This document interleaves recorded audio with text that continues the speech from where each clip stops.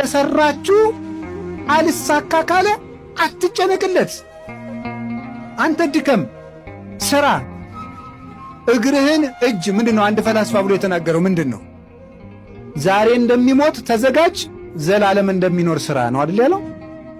ስትሰራ የዘላለም ኗሪ መስለህ ስራ፣ እማትሞት መስለህ ስራ፣ ሌት ተቀን ስራ። ንስሐ ስትገባ ደግሞ ዛሬ የምትሞት መስለህ ዛሬውኑ ተዘጋጅ፣ ተጨርስ። ዛሬ እንደሚሞት ተዘጋጅ፣ ዘላለም እንደሚኖር ስራ።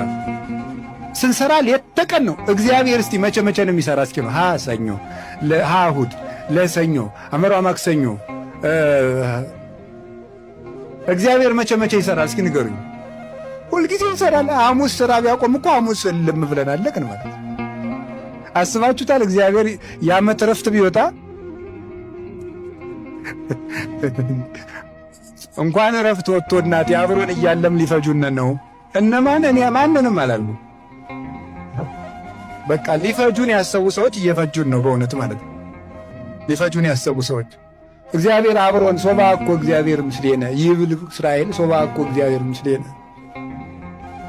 እስራኤል እንዲህ ይላል፣ እግዚአብሔር ከእኛ ጋር ባይሆን ኑሮ አሐዝብ ሕያዋኒነ ሙጡነ፣ በሕይወተ ሥጋ ሳለን በዋጡን ነበረ ይላል። እግዚአብሔር ከእኛ ጋር ባይሆን ኖሮ